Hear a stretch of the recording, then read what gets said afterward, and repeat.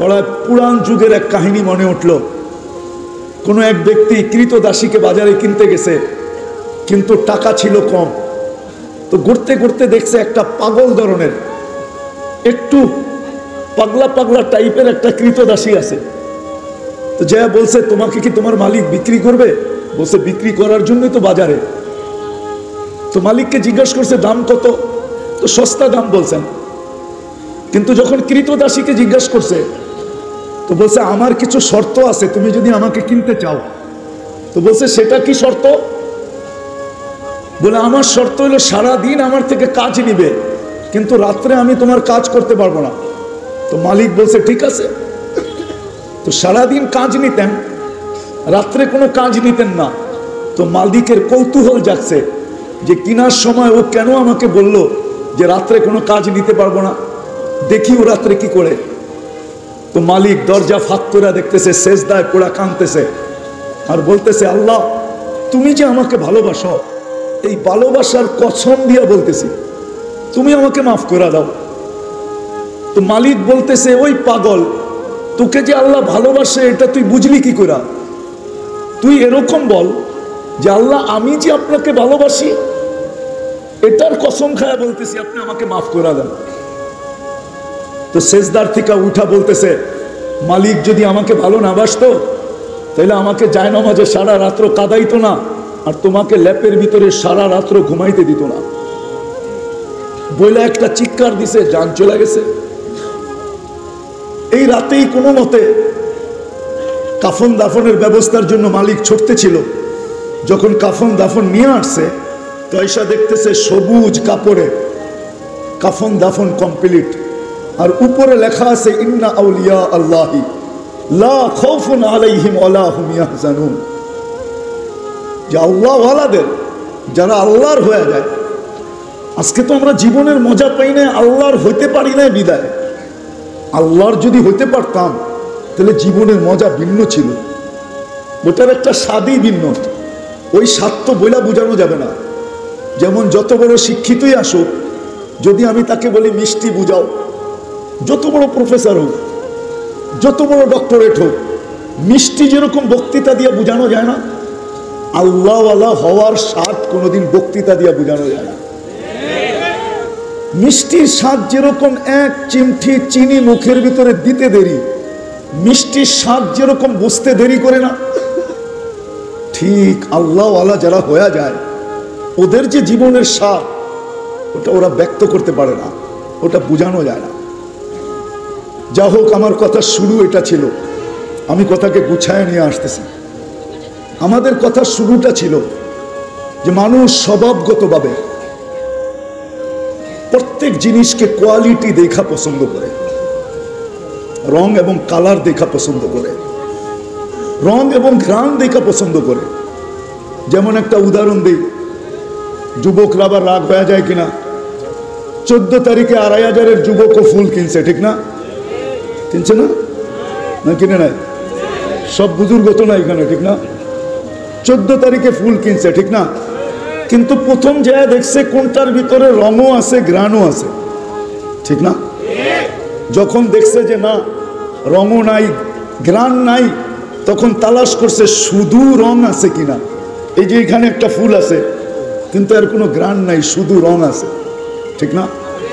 সর্বশেষ ওইটাকে কিনা নিয়ে গেছে, কেন ও জানে যদি আমি রং আর ঘ্রাণ ছাড়া নিয়ে গেলাম, তো আজকে যে জুতার বাড়ি দিবে এতে কোনো সন্দেহ নেই। 1 বৎসরের অপেক্ষা, ভাবতেছি এইবার কমসে কম ফুল দেওয়ার পরে আমাকে লেখা পাঠাবে I.U, এটা সব জলে চলে যাবে। তো যদি রং আর ঘ্রাণ একত্রে নাও পায়, তো কমসে কম দেখতেছে বাজারের ভিতরে চকচকে কালার কোনটা, ঠিক না? এটা মানুষের স্বভাব। মানুষ রং আর ঘ্রাণ দেখে, মানুষ কোয়ালিটি দেখে। কিন্তু আমি আসল জায়গায় আসি, যেই মানুষটাকে আল্লাহ কুদরত দিয়া নিজের কুদরতি হাতে মানুষ বানাইলেন, মানুষ হিসাবে নির্বাচিত করলেন।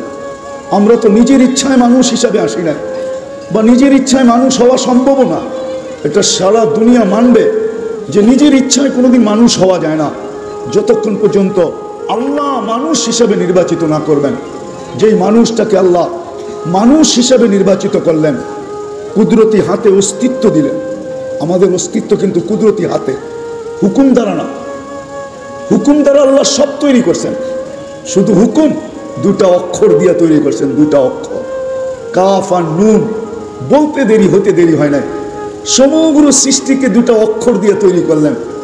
আপনাকে আমাকে কুদরতি হাতে অস্তিত্ব দিলেন। সমগ্র সৃষ্টিকে 6 মাস 6 দিনে অস্তিত্ব দিলেন। তার ভিতরে বিশাল থেকে বিশাল, যার বিশালত্বর ধারণা আমাদের নেওয়া সম্ভব না। আমি দুই একটা দেখাই। আল্লাহর আরশ কিন্তু পানির উপরে। বলবেন সেই পানি কোথায়? সেটা 7 আকাশের উপরে। 7 আকাশের উপরে সমুদ্র প্রবাহমান। গভীরতা কতটুকু? কামা বাইনাস সামাই ওয়াল আরদ। আকাশ থেকে জমিন পর্যন্ত গভীরতা। ফিহি সামানিয়াতু আওয়াল। এর ভিতরে 8 ফেরেশতা দণ্ডায়মান। আল্লাহর রাসূল বলেন, মা ওয়াসালা মাউল বাহরি ইলা রুকবাতিহিন্না। সমুদ্রের পানি এদের হাঁটু পর্যন্ত পৌঁছে নাই। বাইনা কাতিরাইহি 50 আলফা সানা। দুইজনের দূরত্ব 50,000 বছরের রাস্তা। মিন শাহমাতি উদুনিহি ইলা আতিকিহি 700 আম। প্রত্যেক কান্দা 700 বছরের রাস্তা। এদেরকেও আল্লাহ 2 অক্ষর দিয়ে তৈরি করছেন, 6 দিনের অন্তর্ভুক্ত করছেন। কিন্তু আপনাকে আমাকে আল্লাহ 6 দিনের অন্তর্ভুক্ত করেন নাই, 10 মাস সময় নিয়ে তৈরি করছেন। 10 মাস সময় নিয়ে কুদরতি হাতের অস্তিত্ব দিলেন। 10 মাস সময় নিয়ে অস্তিত্ব দিলেন। নিজে মানুষ হিসাবে নির্বাচিত করলেন। সৃষ্টির ভিতরে শ্রেষ্ঠত্বের মুকুটটা মাথায় পড়াইলেন। সৃষ্টির ভিতরে সবচেয়ে সুন্দর গঠন দিলেন। নাইলে আল্লাহ 4 কসম কেন খাবে? ওয়াত্তিন ওয়াজ্জাইতুন ওয়া তুরি সিনিন ওয়া হাদাল বালাদিল আমিন লাকাদ খালাকনাল ইনসানা ফি আহসানি তাকওয়িম। আল্লাহ বলতেছে, তোমার চেয়ে সুন্দর গঠন আমি কাউকে দিই নাই। মানুষের চেয়ে সুন্দর গঠন কাউকে দেন নাই, না ফেরেশতা না জিন, কোন সৃষ্টিকে মানুষের চেয়ে সুন্দর গঠন দেন নাই। যদি আপনি প্রশ্ন করেন যে আফ্রিকার মানুষগুলার গঠন দেখলে তো পছন্দ হয় না, হ্যাঁ আপনার চোখে পছন্দ না হতে পারে, আমি মানি, কিন্তু আল্লাহর দৃষ্টিতে ওর চেয়ে সুন্দর কেউ নাই, নাইলে আল্লাহ কসম খেতেন না। মানুষের চেয়ে সৌন্দর্য আল্লাহ কাউকে দেন নাই। যেই মানুষটাকে সবচেয়ে বেশি সৌন্দর্য দিলেন, যেই মানুষটাকে আল্লাহ জমিনের আধিপত্য উঠাইয়া দিলেন, জমিনের আধিপত্যটা যাদের হাতে দিয়া দিলেন, হুয়াল্লাযী খালাকা লাকুম মা ফিল আরদি জামিয়া আদ-দুনিয়া খুলিকনা লাকুম। জমিনের আধিপত্যটা যাদের হাতে উঠাইয়া দিলেন, নাইলে আমরা জমিনের আধিপত্যের মালিক হতাম তো হতাম কি করে? আজকে তো জমিনের সমগ্র আধিপত্যের মানুষ মানুষ, আমরা মানুষ সমগ্র আধিপত্যের মালিক। জমিনের আধিপত্য আমাদেরকে দিলেন। আমি গুছায় নিয়ে আসতেছি কয়েকটা দেখায়। ওই মানুষটার একটু চিন্তা করা উচিত, যাকে আল্লাহ এরকম দামি বিবেক দিয়ে সাজাইলেন, যাকে আল্লাহ বুদ্ধি দিয়ে সাজাইলেন, যাকে আল্লাহ বিদ্যা দিয়ে সাজাইলেন। মানুষের মতো বিবেক কাউকে দেন নাই, মানুষের মতো বুদ্ধি আল্লাহ কোনো সৃষ্টিকে দেন নাই, মানুষের মতো বিদ্যা আল্লাহ কোনো সৃষ্টিকে দেন নাই, মানুষের মতো জাদুময় চিন্তা ক্ষমতা আল্লাহ কোনো সৃষ্টিকে দেন নাই। মানুষের চিন্তা ক্ষমতা না যেন একটা জাদু, একটা ম্যাজিক। সারা দুনিয়ার উন্নতি এটা সর্বপ্রথম প্রমাণ যে এই সমগ্র দুনিয়াটার উন্নতি এটা মানুষের বুদ্ধির ফল। বুদ্ধি যদি না থাকতো তো মানুষ কোনোদিন লোহাকে আকাশে উড়াইতে পারতো না, লোহাকে কোনোদিন সমুদ্রে ভাসাইতে পারতো না, তারবিহীন মুঠোফোন কোনোদিন আমাদেরকে দিতে পারতো না, কম্পিউটারের মতো আবিষ্কার কোনোদিন মানুষের সামনে আসতো না। এরকম হাজারো লক্ষ আশ্চর্যজনক জিনিস মানুষের সামনে আসতো না যদি মানুষকে আল্লাহ চিন্তা ক্ষমতার মতো জাদু না দিতেন। আসল জায়গায় চলে আসি, ওই মানুষটার চিন্তা করা উচিত যে আমি তো কোয়ালিটি দেখা কিনি, আল্লাহ আমাকে কি দেখা কিনবে? চিন্তা করা উচিত যুবক, একটু চিন্তা করা উচিত যে আল্লাহ আমাকে কি দেখা কিনবে? আল্লাহ কিন্তু আমাদেরকে কিনতে চাইতেছেন, এই কিনা শব্দটা আমি বলতাম না যদি কোরআনে না থাকতো। ইন্নাল্লাহ হাশতারা, আল্লাহ বলে আমি তোমাদেরকে কিনতে চাইতেছি, বিশেষ করে মোমেন মুসলমানকে, যারা আমরা মুসলমানের ঘরে জন্ম নিলাম, যারা আমরা উম্মতে মুহাম্মদী হিসাবে অস্তিত্ব নিতে পারলাম, তাদেরকে কিন্তু আল্লাহ কিনতে চাইতেছেন। প্রশ্নের জায়গায় চলে আসি, আল্লাহ আমাদেরকে কি দেখা কিনবেন? কি দেখা কিনবেন? আমরা তো কোয়ালিটি দেখা কিনি, আমরা তো রং দেখা কিনি, আমরা তো গ্রাম দেখা কিনি, আমরা তো ব্র্যান্ড দেখা কিনি, আমরা তো কোম্পানি দেখা কিনি। কিন্তু আল্লাহ আমাদেরকে কিনবেন কি দ্বারা? আমাদের কিন্তু এখান থেকে চলে যেতে হবে। কবির কথাই সত্য, কবির কথাই সত্য। যদিও আমরা উর্দু বুঝবো কি বুঝবো না জানি না। मिले खाक में आहले शाह कैसे कैसे, जमी खा गई नौजवान कैसे कैसे, मौत ने न छोड़ा किसरा न दारा, उसी से सिकंदर सा फाते भी दिहारा, हर एक लेके क्या क्या हस सुधारा, परा रह गया यही ठाट सारा। ঐতিহ্য আমাদেরকে এখনো কাঁদায়, রব্বে কাবার কসম, ঐতিহ্য আমাদেরকে এখনো কাঁদায়। হাজারো মানুষ আছে। আমি বললাম যদি ভালোবাসা না থাকতো, আমি আলহাজ নজরুল ইসলাম বাবু সাহেবকে জিজ্ঞাসা করি, উনি যখন দাদার কবরের পাশে দাঁড়ায় তো মনে হয় চোখে পানি ওনারও আসে। দাদার ঐতিহ্য ওনাকেও কাঁদায়, কাঁদায় না? কি আমাদের বাপের কবর আমাদেরকে কাঁদায় না? আপনজনের কবর কাঁদায় না? এটা তো ঐতিহ্য, সত্য তো। ঐতিহ্য ওনাকেও কাঁদায়। কি মৌলানাকে কাঁদায় না? দাদাই তো আপনার, কাঁদায় না? ঐতিহ্য মানুষকে কাঁদায়। জান ইশাখার রাজধানী এখন ইশাখার ফ্যামিলিকে কাঁদায়। নওয়াব বাড়ির কি একটা আছে না, আহসান মঞ্জিল, নওয়াব আহসানুল্লাহর ফ্যামিলিকে এখনো কাঁদায়। যত ঐতিহ্য আছে সব ঐতিহ্যকে, আপন জনকে এখনো কাঁদায়। আমি দুনিয়া ঘুরে বলতেছি, হাজারো ঐতিহ্য আমার চোখে দেখা আছে, হাজারো ঐতিহ্য আমার চোখে দেখা, হাজারো জায়গায় আমার চোখের পানি ঝরছে। আমি ওলামা চিনবে, আবু আবদুল্লাহ উন্দুলুসি রহমতুল্লাহ গ্রামে যখন আমি গেছি, তো ওই দিন যে আমার উপরে কি ছিল এটা আমি জানি। আপনারা আবু আবদুল্লাহ উন্দুলুসিকে চিনেন না? স্পেনের উন্দুলুস আবু আবদুল্লাহ, যিনি আমাদের সমস্ত আল্লাহওয়ালাদের মাথার তাজ, ঠিক না? যার দর্শে হাদিস, যার মুরিদান। ওই গ্রামে যখন আমি পা দিছি তো যতক্ষণ ছিলাম আমাকে কাঁদাইতে ছিল। কেন? ওই গ্রামের ইতিহাস আমার জানা আছে, কিন্তু যেদিকেই তাকাই একজন মুসলমানও নাই। ওনার দরজগাঁও নাই, মাদ্রাসাও নাই, খানকাও নাই, মসজিদও নাই। ওইখান থেকে আসলাম আমি কর্ডোবায়, ইমাম কর্তবী রহমতুল্লাহ ওখানে। কর্ডোবায় যখন আসলাম তো ইমাম কর্তবী রহমতুল্লাহ গ্রাম আমি যতক্ষণ ছিলাম কাঁদাইতে ছিল। গেলাম 1100 পিলারওয়ালা মসজিদ কর্ডোবায়। যখন আমাকে বললো যে জুতা পায়ে দিয়ে ঢুকতে হবে, তো আমি জানি ওই সময় ওই মসজিদে আমি জুতা পায়ে দিয়ে যখন ঢুকতেছিলাম তো আমার ভিতরে সমস্ত অঙ্গ প্রত্যঙ্গগুলা কিভাবে ছিটতে ছিল এটা আমি জানি।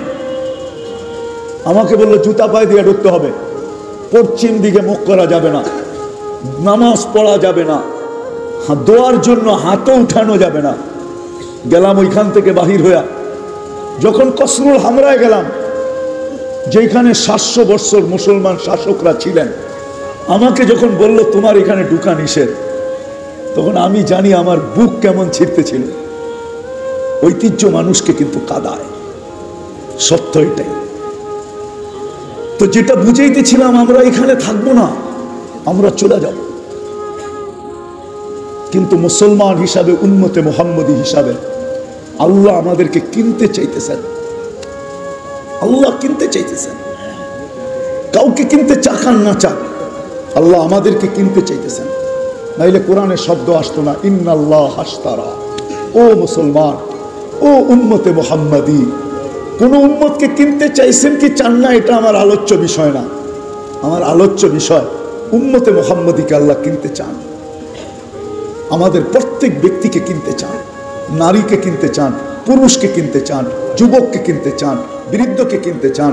যে নিজেকে মুসলমান দাবি করে তাকেই আল্লাহ কিনতে চান। যে নিজেকে উম্মতে মুহাম্মদী বলে দাবি করে তাকেই কিন্তু আল্লাহ কিনতে চান। কোরআন বলে আমি কিনতে চাই, কিন্তু প্রশ্ন হলো আল্লাহ কি দেখা কিনবেন?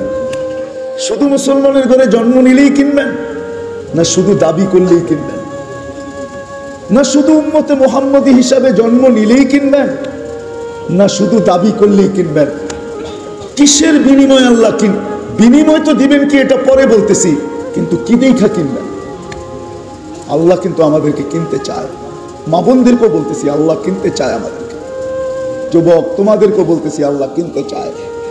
চলো বইলেই ফেলি, কি দিয়া কিনবে আল্লাহ? আল্লাহ অফার করছে দুনিয়ার মানুষ কিনে, কিন্তু কাগজ দিয়া কিনে, কাগজ দিয়া। দুনিয়ার সমস্ত কারেন্সি বর্তমানে কাগজ, হোক সেটা ডলার, হোক সেটা ইউরো, হোক সেটা পাউন্ড, হোক সেটা দুনিয়ার সবচেয়ে বড় টাকা কুয়েতের দিনার, ওটাও কাগজের। আল্লাহ বলে আমি কাগজ দিয়া কিনবো না, আমি তো জান্নাতের বিনিময়ে কিনবো, জান্নাতের বিনিময়ে আমি বিনিময়ে দিব জান্নাত। বিআন্না লাহুমুল জান্নাহ, আমি জান্নাতের বিনিময়ে কিনবো। রব্বে কাবার কসম, আমার সমাজের নারী পুরুষ নির্বিশেষে যদি জান্নাতের ধারণা আমাদের থাকতো, জান্নাতের ধারণা থাকতো, তো রব্বে কাবার কসম পুরান কাপড় দিয়ে আমাদের ঘরের আলমারিগুলা কোনোদিন ভরা থাকতো না, প্রসাধনী দিয়ে আমাদের ঘরগুলা কোনোদিন ভরা থাকতো না, প্রসাধনীর জন্য আমাদের ঘরে কোনোদিন বিরক্তি ভাব সৃষ্টি হতো না, কোনোদিন ঝগড়া হতো না। দুই জিনিস তো আমাদের ঘরে থাকতোই না, দুই জিনিস, যেটার কারণে আমাদের উপর লেভেল থেকে নিয়ে লো লেভেল পর্যন্ত, একবারে রিক্সাওয়ালা ঝাড়ুদারের ঘর থেকে নিয়ে হাই লেভেল পর্যন্ত প্রত্যেক ঘরে সমস্যা। যেই দুই জিনিসের কারণে, ওই দুই জিনিস কোনোদিন আমাদের ঘরে থাকতো না। মা বোনরা একটু ভালো মতে শুনি, এই দুই জিনিসের কারণেই আমাদের ঘরের সমস্যা। একটা হলো আমাদের জীবনে যদি জান্নাতের ধারণা থাকতো, তাহলে আমাদের জীবনে এই দুনিয়ার কোনো জিনিস নিয়ে আমাদের কাছে চাহিদা থাকতো না। কি থাকতো না? চাহিদা থাকতো না, কোনো চাহিদা নেই, কোনো চাহিদা থাকতো না। আজকে আমাদের ঘরের 70% সমস্যা পারিবারিক সমস্যা। আমাদের ঘরের মানুষগুলা 70% প্রত্যেকটা ফ্যামিলির সমস্যা শুধু চাহিদাকে ভিত্তি করে, শুধু চাহিদা। এটা কোনোদিন আমাদের ঘরে থাকতো না চাহিদা। দ্বিতীয় যেটা, পাওয়ার জন্য কোনো চাহিদা থাকতো না যদি জান্নাতের ধারণা থাকতো। আর না পাওয়ার উপরে কোনোদিন কোনো অভিযোগ হতো না, যে পাই নাই কোনো অভিযোগ না, কোনোদিন অভিযোগ হতো না। আজকে এই দুই জিনিস, চাহিদা, পাওয়ার জন্য চাহিদা। যুবক তোমরা রাগ হয়ে যাও না, আজকাল সন্তানরা মা বাবার গলায় পাড়া দিতে দ্বিধা করে না, নিজের পছন্দের টি শার্টের জন্য, নিজের পছন্দের গেঞ্জির জন্য, নিজের পছন্দের প্যান্টের জন্য, নিজের পছন্দের একটা ঘড়ির জন্য, নিজের পছন্দের একটা মোবাইল সেটের জন্য, নিজের পছন্দের বাড়িতে ওয়াইফাই থাকুক এটার জন্য, নিজের পছন্দের প্রসাধনীর জন্য, নিজের পছন্দের ছোটখাটো জিনিসের জন্য সন্তানরা মা বাবার গলায় পাড়া দিতে এখন দ্বিধা করে না। সত্য তো? মা বাবার গলায় পাড়া দিতে দ্বিধা করে না, বাবার গলায়ও পাড়া দেয়, মার গলায়ও পাড়া দেয়। ও যুবক, রব্বে কাবার কসম, তোমার যদি জান্নাত সম্বন্ধে ধারণা থাকতো, আর তুমি যদি জানতে যে আল্লাহ আমাকে জান্নাতের বিনিময়ে কিনতে চাইতেছে, তাহলে 60-70 বছরের জীবনই তো। এই দুনিয়ায় কতদিন, কে কতদিন ছিল আর কে কতদিন থাকবে? দুনিয়ার কোন শ্রেষ্ঠতম শ্রেষ্ঠ সন্তানও তো দুনিয়ায় বেশি দিন ছিল না। আল্লাহ রসুলের চেয়ে বড় শ্রেষ্ঠ কে বলেন? আছে কেউ? হ্যাঁ, সৃষ্টির সর্দার, শুধু সর্দার না, আমাকে যদি ওলামা অনুমতি দেয় তাহলে বইলা ফেলি, যার রহমতের ছোঁয়ায় সব তৈরি, সব কিছু যার রহমতের ছোঁয়া দিয়ে আল্লাহ তৈরি করছেন। কোনো কিছু নাই, শুধু আল্লাহ আছেন। তাকাইলে দেখা যায় পাশে মুহাম্মদুর রাসূলুল্লাহ আছে। ওলামা হয়তো একমত নাও হইতে পারে, কিন্তু আমি প্রমাণ দিতেছি। সমগ্র সৃষ্টির 1000 বছর আগে আল্লাহ সূরা ইয়াসিন পড়ছেন।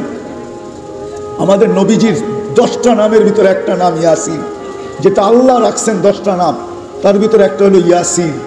আল্লাহ ডাক দিছেন ইয়াসিন, তারপরে আল্লাহ কসম খাইছেন আল কোরআনিল হাকিম, কোরআনে হাকিমের কসম। তারপরের যে শব্দটা আরবি গ্রামার হিসাবে ইন্নাকা লামিনাল মুরসালিন, ইন্নাকা আরবিতে ওই ব্যক্তিকে বলা চলে, সম্বোধন করা চলে যে সামনে উপস্থিত পাশে বসা, তাকেই তো ইন্নাকা বলা চলে। হ্যাঁ, এটা তো আরবি গ্রামার। মনে হয় আমাদের নবীজি তখনও আল্লাহর পাশে বসা ছিল, কিন্তু কোন রূপে ছিল এটা আল্লাহই জানে। অস্তিত্ব ছিল, কিন্তু রূপ কি ছিল ওটা কে জানে? আল্লাহ জানে, আমরা জানি না। তাহলে যিনি সৃষ্টির 1000 বছর আগে আল্লাহর পাশে বিরাজমান, আল্লাহর পাশে আছেন, তাইলে তো কবির কথাই সত্য, লাউ কানাতিদ দুনিয়া মুখাল্লাদা, দুনিয়া যদি চিরদিন কারো জন্য হতো, মা মাতা মুহাম্মাদা, মুহাম্মদুর রাসূলুল্লাহ সাল্লাল্লাহু আলাইহি ওয়াসাল্লাম কোনোদিন দুনিয়ার থেকে যেতেন না। ওলামায়ে কেরাম তো মেরাজের কথা, গত মাসেই মেরাজ গেছে, এটা তো শাবান চলতেছে, রজবে মেরাজের মাস গেছে। ওলামারা যত কারণই বর্ণনা করুক, আমার কাছেও মেরাজের কয়েকটা কারণ আছে। মেরাজ, মেরাজ হলো ভালোবাসার নিদর্শন, নৈকট্যের নিদর্শন। আল্লাহকে যদি প্রশ্ন করি, আল্লাহ সবার সাথে তো জমিনে রাইখা কথা বললেন, বন্ধুকে কেন আরশে উঠায় নিয়ে কথা বললেন? আল্লাহ বলে, আমি সমগ্র দুনিয়ার সমগ্র সৃষ্টিকে দেখাইতে চাইছিলাম যে আমার সাথে বন্ধুত্ব কতটুকু, ঘনিষ্ঠতা কতটুকু। জমিনে রেখা যদি কথা বলতাম তাহলে বন্ধুত্বের পরিচয় হতো না, ঘনিষ্ঠতার পরিচয় হতো না। এই জন্যই আমি বলছি, বন্ধু উঠা চলে আসেন, আমি সমগ্র সৃষ্টিকে দেখাইতে চাই আপনার সাথে আমার বন্ধুত্ব কতটুকু, আপনার সাথে আমার নৈকট্যতা কতটুকু। তো কোরআন একটা শব্দ বলছে, কাবা কাউসাইনি আও আদনা, আপনার আর আমার নৈকট্যতার ভিতরে এতটুকু দূরত্ব, যেরকম তীর মধ্যখানে দৈরা টানলে দুই দিকের কামান যখন একসাথে মিলা যায়, কিন্তু তীরের ফালিটা শুধু মধ্যখানে থাকে, এটার কারণে দুই মাথা একসাথে মিলতে পারে না। আপনি আর আমি এতটুকু কাছাকাছি। উনি চিরদিন থাকতেন, বিদায় আমাদের থাকার সুযোগ নাই, আমাদের চলে যেতে হবে। বিদায় আমি যেটা বুঝাইতে চাইতেছিলাম, যে আল্লাহ আমাদেরকে মুসলমানের ঘরে অস্তিত্ব দিলেন, ওই আল্লাহ আমাদেরকে কিনতে চান জান্নাতের বিনিময়ে। কিন্তু আফসোস, আমার মা বোনদেরও জান্নাতের ধারণা নাই, আমার যুবকদেরও নাই, আমার বিরুদ্ধেদেরও নাই, আমার সমাজের কারো জান্নাত সম্বন্ধে যতটুকু ধারণা হওয়া দরকার এতটুকু ধারণা নাই। আবার যদি আমার সমাজ এটাও বলে যে আপনারা তো আমাদেরকে ধারণা দেন নাই, তাহলে এটাও সত্য। আমাদেরকে জাতির সামনে যতটুকু জান্নাত তুলে ধরা দরকার ছিল, আমরা অতটুকু জান্নাতের আলোচনা করতে পারি না। যদি করতে পারতাম তাহলে রব্বে কাবার কসম, আজকেও ওই আবু বকর জিন্দা আছে, আবু বকর গুণের ওই ব্যক্তিরা এখনো জিন্দা আছে। পাওয়া যাবে আমার জাতির ভিতরে, আমার সমাজের ভিতরে, যে জান্নাতের জন্য আবু বকর সিদ্দিক রাদিয়াল্লাহু তাআলা আনহু 13টা দোকান কোরবান করে দিছে। আমার জাতির ভিতরে এরকম লোক আছে যারা জান্নাতের নিশায় সবকিছু কোরবান করে দেওয়ার জন্য প্রস্তুত আছে, নাই? নাই? আমার জাতির ভিতরে এরকম যুবক আছে যারা জান্নাতের নিশায় ওই যুবকের মতো সারাদিন ঘুরতে থাকতো। কিতাবে পাওয়া যায়, ইমাম কর্তুবী লেখছেন যে যুবক সারা রাত্র তাহাজ্জুদ, সারাদিন রোজা। তো বাড়িওয়ালারা জিজ্ঞেস করছে, তুই সারা রাত্র নামাজ পড়িস, ঘুমাস না, সারাদিন রোজা রাখিস? বলছে, জান্নাতের সব ভিতরে ঢুকে গেছে, কবে যে যাব, জান্নাত আমাকে ঘুমাইতে দেয় না। কেন আল্লাহর রাসূলও বলছে, লা ইয়ানামু তালিবুহা, জান্নাত যার ভিতরে ঢুকে যাবে ওর ঘুম হবে না। আল্লাহওয়ালারা ঘুমায় না, কোত্থেকে আমি কবর থেকে উঠাবো? যদি সিস্টেম থাকতো তাহলে হযরত মাওলানা মফিজুর রহমানকে উঠায় নিয়ে আসতাম কবর থেকে, আর এইখানে বসায় বলতাম যে আপনি বলেন রাত্রে কতটুকু ঘুমাইছেন, যদি আপনি পীরে কামেল হয়ে থাকেন, কতটুকু ঘুমাইছেন? আল্লাহওয়ালা রাত্রে ঘুমায় না, ওরা তো চিৎকার দেয়। যার জান্নাত এইখানে ঢুকা যায় তা আল্লাহ রাসূলের কথা সত্য হয়, লা ইয়ানামু তালিবুহা। জান্নাত যার ভিতরে ঢুকে গেছে ওর ঘুম আসে না, ও ঘুমাইতে পারে না। এই জন্য আল্লাহওয়ালারা ঘুমান না। ওরা বিছনায় যায় কি বলে জানেন? ওরা দুইটা কথা বলে, দুইটা, মালিক ঘুমায় না, আমি ঘুমাই কি করে? মালিক, আল্লাহ ঘুমায়? ওরা বলে মালিক ঘুমায় না, আমি ঘুমাই কি করে? আর মালিক এত কাছে আসলো, আমি ঘুমাই কি করে? এখন তো আল্লাহ প্রথম আকাশে, রাতের 3 ভাগের 1 ভাগ যখন অতিবাহিত হয় তো আল্লাহ প্রথম আকাশে চলে আসে। তো আল্লাহওয়ালারা বলে, আপনি বাড়ির ছাদে আসলেন, আমাদের দুনিয়ার ছাদ তো হলো প্রথম আকাশ, আপনি এত কাছে আমি ঘুমাই কি করা? তখন জায়নামাজ বিছায়, নারীও আছে পুরুষও আছে। যদি নারী না থাকতো তাহলে দুই কবর আমাকে কোনোদিন কাঁদাইতো না। আমি দুইটা কবর দুইটা জায়গা দেখছি। রাবেয়ার বাড়ি আমাকে কোনোদিন কাঁদাইতো না। রাবেয়ার বস্তির বাড়ি আমি 6 বার দেখছি, 6 বার। 2500 মানুষ আমার কাছে কিতাবি এলেন নাই, কিন্তু চোখে দেখা আছে। রাবেয়ার বাড়ি আমাকে 6 বার কাঁদাইতো না। রাবেয়া কিতদাসী মহিলা ছিল, 6 বার এই চক্ষুকে রাবেয়ার বাড়ি কাঁদাইছে। আমি স্টেজে বসে বলতেছি, 6 বার আমাকে কাঁদাইছে। ফেরাউনের বাড়ির কিতদাসীর কবর মাস্তার কবর আমাকে কোনোদিন কাঁদাইতো না। অ্যাড্রেস নিয়ে যান আমার কাছ থেকে, যার কবর থেকে এখনো সুগ্রাণ বাহির হয়, কিয়ামতের সকাল পর্যন্ত বাহির হবে। আল্লাহ রসুল মেরাজের রাতে যখন কবরের পাশ দিয়ে যেতেছিলেন তো দাঁড়ায় গেছেন। জিবরিল আলাইহিস সালাম বলতেছিল সফর অনেক লম্বা, রাত্র অনেক ছোট, দাঁড়াইলে চলবে না। উপর থেকে ওহী আসছে, জিবরিল আজকে মেজবান দেখা হবে না, মেহমান দেখা হবে। আজকে বিষয় হলো মেহমান, আজকে বিষয় মেজবান না। বন্ধু কি বলে এটা শোনো, তোমাকে রাত্র দেখতে বলছে তো বলছে কে? সফর লম্বা বলতে বলছে তো বলছে কে? আজকে তো মেহমান দেখা হবে। তো বলতেছে আল্লাহ রসুল বলতেছিল, জিবরিল ইন্নী আজিদু রিহা জান্নাহা হুনা, আমি এখান থেকে জান্নাতের সুঘ্রাণ পাই। তো জিবরিল আলাইহিস সালাম বলতেছে এটা জান্নাতের সুঘ্রাণ না, এটা ফেরাউনের বাড়ির কিতদাসীর কবর থেকে সুঘ্রাণ। বলছে নাম কি? কয় মাস্তা। কতদিন ঘ্রাণ বাহির হবে? ইলা ইয়াউমিল কিয়ামা, কিয়ামত পর্যন্ত। কয় কাহিনী কি? কয় কাহিনী বড় লম্বা। তো কাহিনী শুনাইতেছেন, ফেরাউনের কিতদাসী মোমেন মুসলমান ছিলেন। পালক মেয়ে যে পিছে দাঁড়ানো ছিল এটা তার জানা ছিল না। ফেরাউনের কোনো আপন মেয়ে ছিল না, পালক মেয়ে ছিল। হাতের থেকে চিরুনি পড়া গেছে, তো মেয়ে উঠাইতেছিল, কৃতদাসী উঠাইতেছিল বিইসমি রব্বিল আলামিন, সমগ্র জগতের রবের নামে উঠাইলাম। শুনতে দেরি, মেয়ে ছুটে আসতে দেরি করে নেয়। আয়সা বলছে মাস্তা আইয়ু রব্বিন সাম্মাইতি, কোন রবের নাম নিলি? তো ইমান তো ইমানই হয়, ঠিক না? ইমানে কিন্তু ম্যাচের কাঠিতে যেরকম খোঁচা লাগলে ম্যাচের কাঠি জ্বলে, বারুদে যেরকম ধাক্কা লাগলে বাস্ট হয়, ইমানেও কিন্তু খোঁচা লাগলে ইমান বাড়ে। তো যখন জিজ্ঞাসা করছে কোন রবের নাম নিলি, তো কৃতদাসী বলতেছে আল্লাযী রব্বি, যে আমার রব। রব্বা কি? তোর রব। রব্বা আবা কি? তোর বাপের রব। রব্বাল আলামিন, সমগ্র জগতের রব। মেয়ে তেলে বেগুনে জ্বলতে দেরি করে নেয়। বড় মজলিসে যে জিজ্ঞাসা করছে ফেরাউনকে, আবি আলাস্তা রব্বুনাল আলা, বাবা তুই কি আমাদের বড় খোদা না? তো ফেরাউন চিৎকার দিয়া বলছে বালা, আমি তো বড় খোদা। তো মেয়ে দ্বিতীয়বার বলতেছে আখবারাত আবি আখবারাতনি মাস্তা, আমার কাজের বুয়া আমাকে সন্ধান দিছে আন্না লানা রব্বা, আমাদের নাকি একজন রব আছে, তুমি নাকি 2 নম্বর। বলতে দেরি, ফেরাউন তেলে বেগুনে জ্বলতে দেরি হয় না। বলছে ডাকো। ডাকাতি তো ডাকাতি আমার বাড়িতেই বসে ডাকাতি। ডাকছে, জিজ্ঞাসা করছে আইয়ু রব্বিন আকবারতি, কোন রবের সন্ধান দিলি? তো প্রথম খোঁচার চেয়ে দ্বিতীয় খোঁচায় আরো জ্বলছে, আরো ইমান আরো বেড়ে গেছে। তো চিৎকার দিয়া বলতেছে আল্লাযী রব্বি, যে আমার রব। রব্বা কি? রব্বাক তোমার রব, রব্বা বিনতাক তোমার মেয়ের রব, রব্বাল আলামিন, সমগ্র জগতের রব।